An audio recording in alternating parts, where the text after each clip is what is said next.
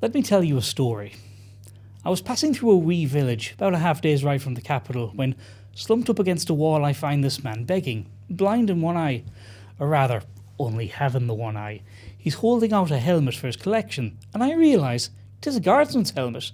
So I slip him a couple pewters, tink, tink. But I have to ask him, how does a fellow like you end up like this? And he says to me, let me tell you a story. There's a lady living in a little hut on the edge of a village. Just her now, she's a widow.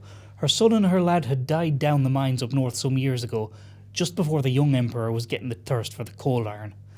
But anyways, she buries them, and isn't it a thing most unnatural for a parent to bury a child, the poor woman?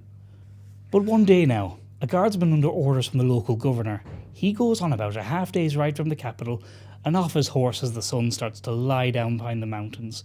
On foot he weaves down through the valley where the horses are too scared to trot, past a field with a cow and her calf, and he comes to her little hut. She's out paying her respects at the gravestone, and the guardsman says to her, I've been asked to ask you to let the miners at this place.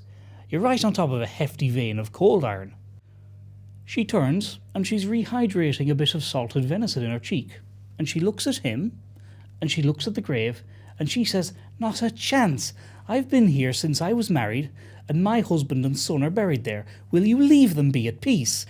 And, sure enough, the guardsman can see the tip of the vein in the soil right under the gravestone.